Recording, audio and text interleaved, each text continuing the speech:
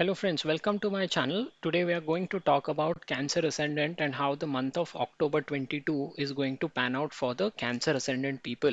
Cancer is a very powerful ascendant and people born in this ascendant are natural leaders if the ascendant lord is well placed in their birth chart. So if you have moon placed in the first house, second house, fourth house or the 11th house, then we can consider that your moon or the ascendant lord is very well placed, and this along with the benefic placement of Mars in the second, sixth and 10th house would make people go places in their life. So coming to the prediction for the month of October, in the first half of October till 16th of October, Sun will be occupying the third house, and as a result it will provide people an opportunity for a short term travel as well as a chance to improve relationship with their younger siblings. Now, post 16th of October, Sun will move into its debilitated sign in the fourth house, where it will be joined by Venus on 19th of October. So, for the 2 days, 17th and 18th October, this time frame will be hard for the Cancer Ascendant natives. They will lack peace of mind and they will also feel cut off from their domestic environment. Cancer is a thinking sign, and people belonging to Cancer Ascendant end up doing a lot of unnecessary thinking. In fact, they think most of the times throughout their life. After Venus moves here in the fourth house on 19th of October, then Venus will be in its own sign and Sun will be in its debilitated sign, and this is going to create a niche bhang for Sun. So Sun will also start giving good result after 19th of October. Venus is also the owner of 11th house of gains, and 11th house of gain coming in the fourth house would mean that you will see an increase in your domestic income in the later half of the October. So starting from 18th October, you will start to see financial gains compared to the first half. Let us also look at Jupiter. Jupiter is transitioning through the ninth house and is also the owner of the sixth house. But Jupiter is in a retrograde motion in the month of October. Jupiter will also be passing through the sign of Saturn. So you will also get the results of seventh and eighth house in the month of October. If people who are in service, they want to see what are the best dates for them, then 11th and 12th October are the 2 days when people of Cancer Ascendant will get appreciation at their job front. So if you are holding a job, 11th and 12th October are the best date for you. Jupiter will also continue to aspect the fifth house through its ninth aspect, and although the motion of Jupiter is retrograde, its aspect is always considered beneficial. This, along with the fact that Mars is going to remain stationed in the 11th house till 15th of October, will mean that the significations of the fifth house will continue to get boosted by Jupiter. So, if you want to engage in speculation, or if you have a profession that is indicated by the fifth house, you are into education or any kind of a artistic or creative work, speculation or any work that requires you to use your intelligence, then time till 15th of October will be very good for you. Mercury is going to occupy its own sign in the third house, and these people will continue to derive benefits from the communication abilities, and people who are in foreign countries or people who work in an MNC, they will also continue to get benefited at this point of time in the month of October.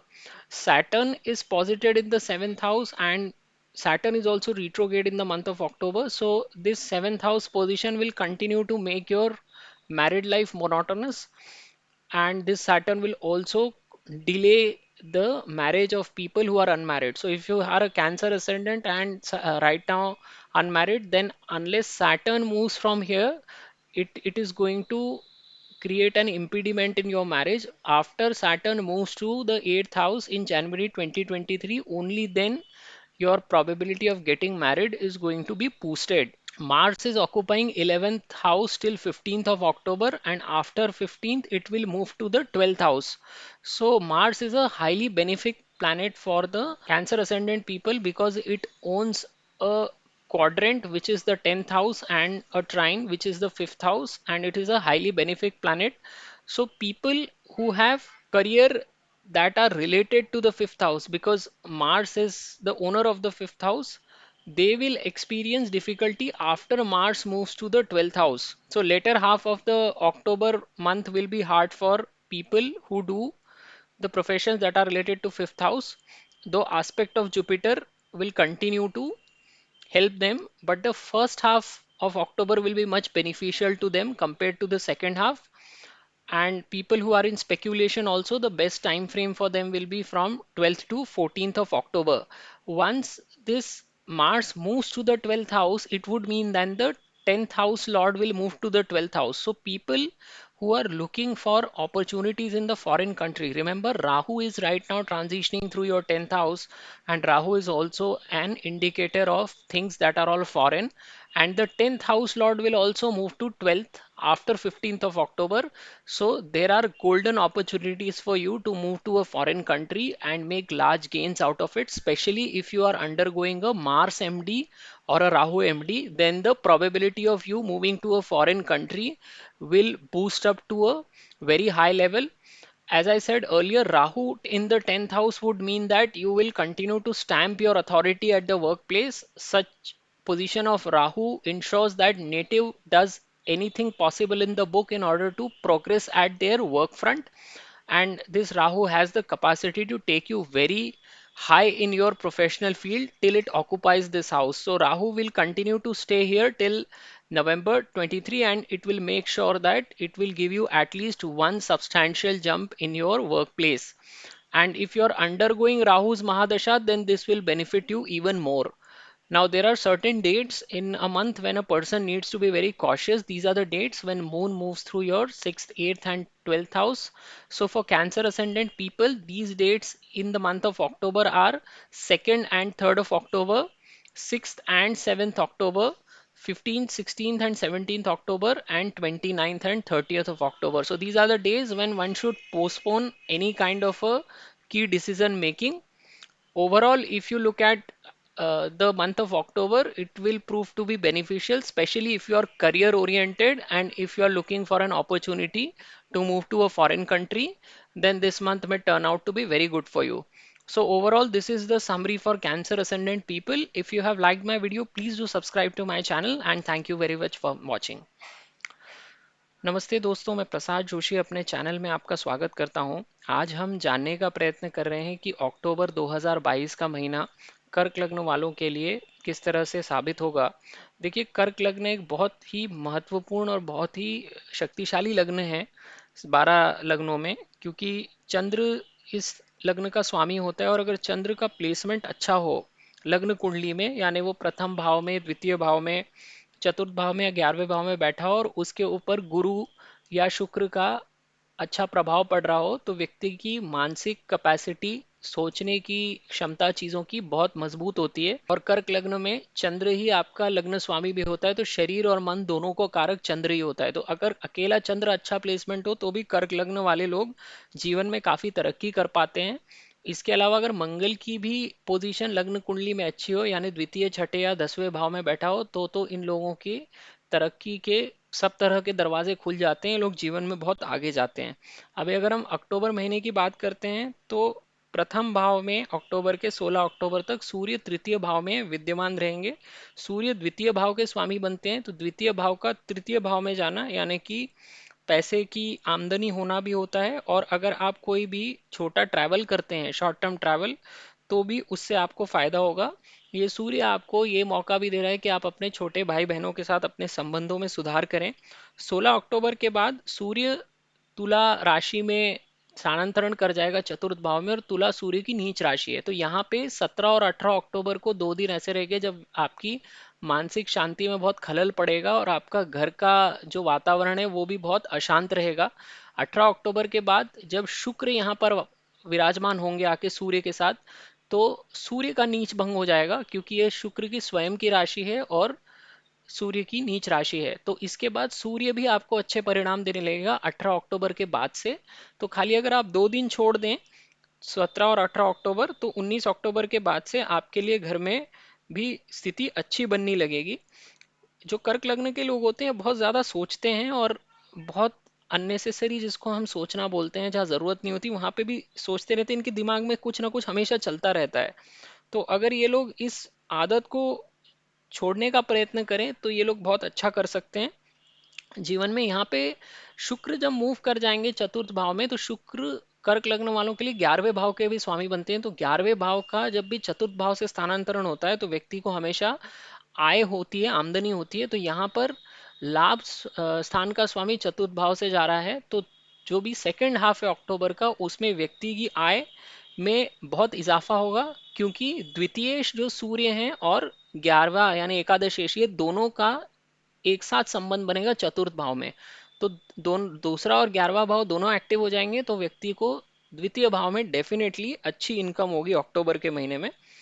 एक नज़र गुरु पे डालते हैं। गुरु 9वें भाव से स्थानांतरण कर रहे हैं, लेकिन अक्टूबर के महीने में वो वक्री हैं।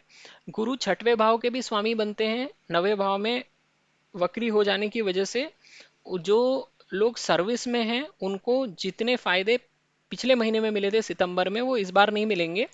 लेकिन अगर आप नौकरी के लिहाज से देखेंगे तो 11 और 12 अक्टूबर का समय सबसे अच्छा है अक्टूबर के महीने में नौकरी पेशा लोगों के लिए। गुरु यहाँ से पंचम भाव को भी देखेंगे अपनी 9वीं दृष्टि से, और 15 अक्टूबर तक मंगल भी अपनी 7वीं दृष्टि से अपने भाव को देखते रहेंगे। तो जो अक्टूबर का पहला हाफ है, वो जितने भी लोग पंचम भाव से जुड़ी हुई चीज़ों का व्यवसाय करते हैं, यानी एजुकेशन में है, स्पेक्यूलेशन में है, या फिर कोई भी आर्टिस्ट हैं, या कोई भी क्रिएटिव काम करते हैं, एंटरटेनमेंट फिल्म इंडस्ट्री जुड़े हुए लोग हैं, उनके लिए अच्छा समय रहेगा। लेकिन 15 अक्टूबर के बाद जब मंगल 11वें भाव से निकल के 12वें भाव में चले जाएंगे, तो फिर स्थिति पलट जाएगी, क्योंकि पंचमेश का 12वें भाव में जाना यानी कि इन लोगों के लिए द्वितीय भाव में एकदम से टर्न आएगा प्रोफेशनल लाइफ से जुड़ी हुई चीज़ों में। पहला हाफ अक्टूबर का बहुत अच्छा रहेगा, लेकिन दूसरा हाफ उतना अच्छा नहीं निकलेगा। और एक चीज़ मंगल के साथ ये भी है कि चूंकि मंगल दशम भाव और पंचम भाव दोनों का स्वामी बनता है, तो ये कर्क लग्न वालों के लिए योग कारक ग्रह है। तो यहाँ पे योग कारक ग्रह दशम भाव के स्वामी का 12वें भाव में जाना, यानी कि ये आपके लिए फॉरेन जाने के दरवाजे खोल देगा। मंगल का संबंध फॉरेन हाउसेस से आने का एक कारण ये भी है कि राहु अभी दशम भाव में बैठा हुआ है, तो राहु स्वयं भी फॉरेन चीज़ों का कारक दिखाता है, फॉरेन एलिमेंट से जुड़ी हुई चीज़ें दिखाता है। तो राहु दशम में होना अपने आप में आपको कार्यस्थल पे एक बहुत बूस्ट करवाएगा अक्टूबर के महीने में। और दशम भाव के स्वामी का 12वें भाव में जाना, ये आपके लिए फॉरेन जाने की अपॉर्चुनिटीज खोल देगा। तो अगर आप फॉरेन जाने का मौका ढूंढ रहे हैं तो ये आपके लिए बहुत अच्छा समय है। इसके अलावा अगर आप 12वें भाव से जुड़ी हुई चीज़ों में ही कार्य करते हैं, यानी आप चैरिटेबल इंस्टीट्यूशन के साथ जुड़े हुए हैं, आप जेल से किसी भी संबंध में जुड़े हुए हैं, या फिर आप अस्पताल से किसी भी कैपेसिटी में जुड़े हुए हैं, तो भी ये मंगल आपको कार्यस्थल पे लाभ देता हुआ जाएगा। लेकिन ये मुख्य यहाँ पर फायदा उन लोगों को होगा जो कि फॉरेन जाने का सोच रहे हैं, उन लोगों के लिए ये एकदम से काफ़ी अच्छा समय रहेगा। राहु दशम भाव में बैठे होने की वजह से भी एक आपकी अच्छी कार्यस्थल पर स्थिति बनी रहेगी, क्योंकि राहु कैसे भी करके अपने लक्ष्य तक पहुंचता है। तो यहाँ पे राहु दशम भाव में आप कार्यस्थल पे कोई भी ट्रिक का इस्तेमाल करेंगे आगे बढ़ने के लिए, और ये राहु आपको मदद भी करेगा। राहु दशम में बैठा होने की वजह से ये आपको कार्यस्थल पे ऊपर उठने का एक मौका तो जरूर देगा, और आप देखेंगे कि आप लोगों में से कई लोग इस दशा में प्रोफेशनल एरिना में बहुत अच्छी तरक्की कर गए हैं। ये जब तक यहाँ पर बैठा हुआ है अगले साल नवंबर तक, तब तक ये आपके लिए मौके बनाता रहेगा कार्यस्थल पर। अब ये आपके ऊपर है कि आप उसको कितने अच्छे से उन मौकों को भुना पाते हैं। बुध भी तृतीय भाव में बैठा रहेगा। बुध अपनी राशि में बैठा हुआ है तृतीय भाव में। तो जितने भी लोग फॉरेन से जुड़े हुए हैं वो भी इस तरह की प्लेसमेंट से लाभान्वित होंगे। और अगर आपका कम्युनिकेशन से ही जुड़ा हुआ कार्य है, यानी आप ब्रोकरेज से या किसी की भी तरह के कमीशन रिलेटेड जॉब्स में हैं, या फिर आप प्रिंटिंग प्रेस टेली कम्युनिकेशन इन सेक्टर से जुड़े हुए हैं, तो भी ये बुध आपको हेल्प करता रहेगा अक्टूबर के महीने में। शनि सप्तम भाव में बैठा हुआ है। शनि भी वक्री हैं अक्टूबर के महीने में। तो यहाँ पर जितने भी लोगों की शादी नहीं हुई है उनके लिए ये शनि रोड़ा अटकाने का काम करते रहेंगे। जब तक ये जनवरी 2023 में यहाँ से निकल नहीं जाते, तब तक ये व्यक्ति की शादी में बाधा डालते रहेंगे। तो जितने भी अनमैरिड लोग हैं उनके लिए शादी का मौका तभी मिलेगा जब शनि यहाँ से प्रस्थान कर जाएंगे, नहीं तो तब तक शनि यहाँ पर उनका राह में रोड़ा बनते रहेंगे। यहाँ पे शनि सप्तम भाव में बैठा हुआ व्यक्ति की शादीशुदा जिंदगी को भी बहुत पकाऊ बना देता है। तो जितने भी लोगों की शादी भी हुई है उनके लिए भी एक जवाबदारी जिम्मेदारी टाइप का समय हो जाता है। और जिनके भी शनि लग्न कुंडली में ही सप्तम भाव में होता है उनकी तो मैरिड लाइफ बहुत ही ज़्यादा बोरिंग होती है। तो ऐसे लोगों के लिए अच्छी बात यही है कि इस समय वो खाली गोचर से गुजर रहा है, तो ज़्यादा टाइम उनको अपनी ऐसी बोरिंग स्थिति नहीं झेलनी पड़ेगी। महीने में कुछ ऐसे दिन भी होते हैं जब व्यक्ति को सावधान रहना पड़ता है। ये दिन वो होते हैं जब चंद्र आपके 6, 8 और 12 में से निकलता है। तो अक्टूबर के महीने में ये दिन है 2 और 3 अक्टूबर, 6 और 7 अक्टूबर, 15, 16 और 17 अक्टूबर और 29 और 30 अक्टूबर। इन दिनों में आप सावधानी बरतिए और कोई भी महत्वपूर्ण निर्णय लेना टालिए। अगर आप कुल मिला के देखेंगे तो कर्क लग्न वालों के लिए अक्टूबर का महीना अच्छा साबित होगा, खास करके तब जब वो फॉरेन जाने का मौका ढूंढ रहे हैं या फिर वो लोग पैसा कमाने के पीछे पड़े हुए हैं। तो भी ये बहुत अच्छा समय है, क्योंकि द्वितीयेश और लाभेश का चतुर्थ भाव में आना, यानी कि ये प्रॉपर्टी या व्हीकल से भी पैसा कमा सकते हैं अक्टूबर के महीने में, या फिर इनको परिवार से भी आमदनी हो सकती है या अपने बड़े भाई या सोशल सर्कल के थ्रू भी ये पैसे बना सकते हैं अक्टूबर के सेकेंड हाफ में। तो ओवरऑल ये आपकी समरी है कर्क लग्न वालों के लिए अक्टूबर महीने की। तो अगर आपको मेरा वीडियो पसंद आए तो मेरे चैनल को ज़रूर सब्सक्राइब कीजिए। ये वीडियो देखने के लिए आपका बहुत बहुत धन्यवाद।